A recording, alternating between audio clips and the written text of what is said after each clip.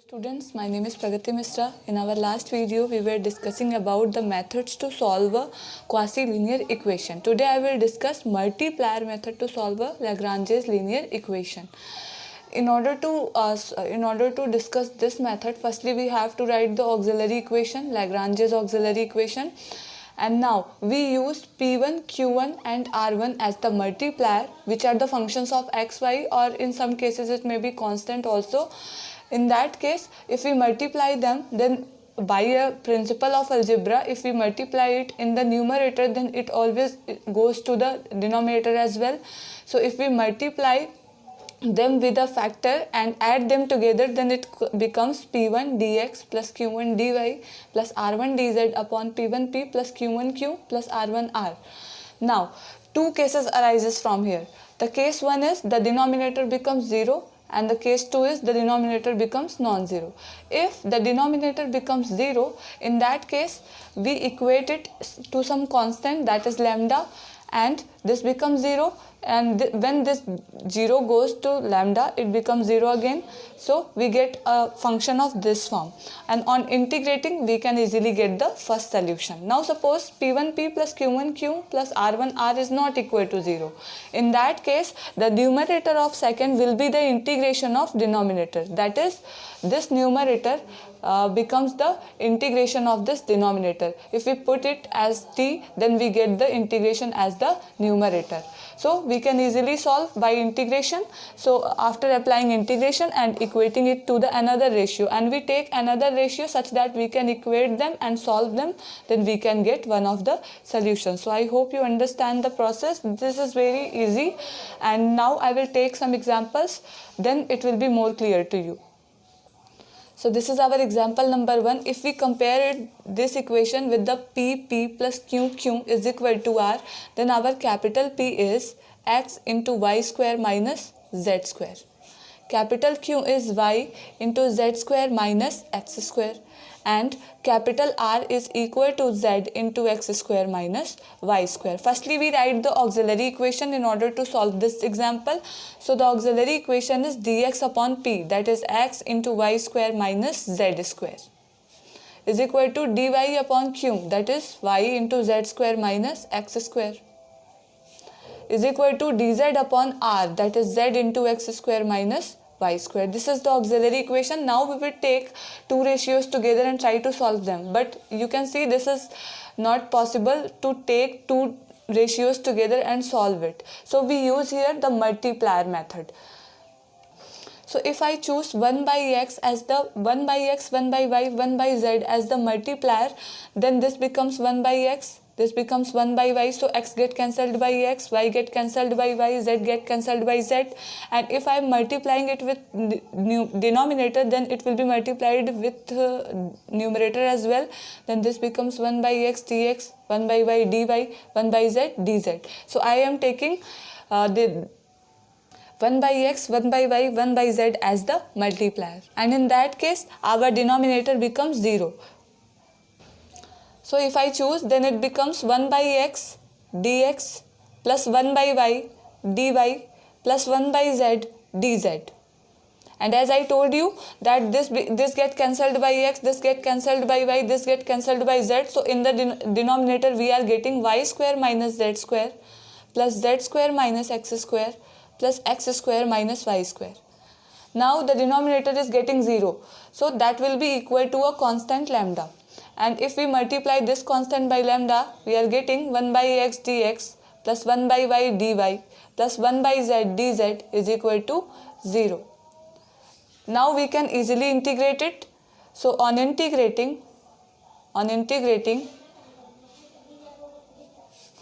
we get log x plus log y plus log z is equal to log c1. And if I apply the property of log, this becomes x, y, z is equals to c1. So this is the way in which we can find the solution, in which we can find the one of the solution of the given equation. So this was the multiplier method. Now we got the value of c1. Now we have to try to find the value of c2. So we use again next multipliers. So now what should be the multiplier that we can choose? If we see our function, then this is x, this is y, this is z. If we multiply x, multiply by y and multiply by z, then this becomes x square, this becomes y square, this becomes z square. And in that case the denominator again becomes 0. So we can use it as a multiplier. So I am going to choose x, y and z as our next multiplier. So it becomes x dx plus y dy plus z dz upon x square into y square minus z square plus y square into z square minus x square plus z square into x square minus y square is equal to lambda. Now the denominator is getting 0. In that case, if we multiply this denominator by lambda, then it becomes 0 and we are getting x dx plus y dy plus z dz is equal to 0. So if we integrate it, on integrating we get x square by 2 plus y square by 2 plus z square by 2 is equal to c2 dash. So we can write it as x square plus y square plus z square is equals to 2c2 dash, that is I am again taking it as a new constant, that is c2. So here you can see we got the both two integrating constants, that is c1 and c2. Then we can easily write the general solution for this equation. I told in my previous video that how we can write the general solution for this differential equation. So the general solution can be written in three forms. Solution is phi of c1 is equal to c2. I am using this way. So this becomes phi of xyz is equal to x square plus y square plus z square. So this is the solution, general solution for our first quasi-linear equation, and this was obtained by using multiplier method. So I hope you understand this example. Now I am going to take the next example. So this is our next example. If we compare, then p is equal to y minus z by yz, q is equal to z minus x by zx, and r is equal to x minus y by xy. Now firstly we write the auxiliary equation for this equation, then this becomes, so this is the auxiliary equation. If we write it, then we can write it also as 1 by z minus 1 by y, I am separating it, is equal to dy by 1 by x minus 1 by z is equal to dz upon 1 by y minus 1 by x. Now if we use 1, 1, 1 as the multiplier, then we can see that the denominator is getting 0. So we can use 1, 1, 1 as the multiplier. So if we use 1, 1, 1 as the multiplier, then this becomes 1 into dx plus 1 into dy plus 1 into dz, and the denominator becomes 1 by z minus 1 by y plus 1 by x minus 1 by z plus 1 by y minus 1 by x is equal to a new parameter lambda. So 1 by z get cancelled by 1 by z, 1 by minus 1 by y get cancelled by 1 by y, 1 by x get cancelled by minus 1 by x. So denominator is getting 0. In that case we get dx plus dy plus dz is equal to 0. So on integrating we can easily get the first function, that is x plus y plus z is equal to an integrating constant c1. So this is our first solution. In order to find the second solution, firstly we have to choose the next multipliers that we can choose to solve this partial differential equation. So if we see this differential equation, then if I multiply this equation by 1 by x, 1 by y and 1 by z, then this again becomes 0. Since if we take 1 by x, 1 by y, 1 by z as the multiplier, then this becomes xyz, this becomes xyz, this becomes xyz. And if we add them together, then the denominator again becomes 0.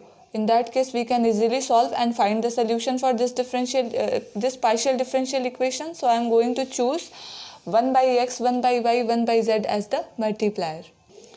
So if we choose this as the multiplier, our expression takes this form. Now this, you can see that this denominator is become 0.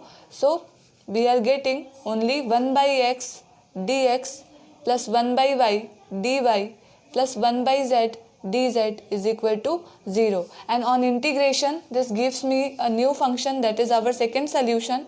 So I am going to integrate. On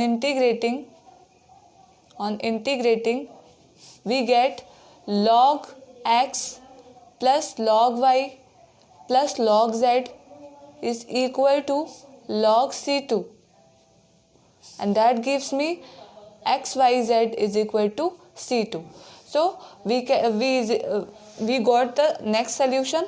We have earlier find the first solution, that was x plus y plus z is equals to c1, and this is x y z is equals to c2. So we can write the general solution.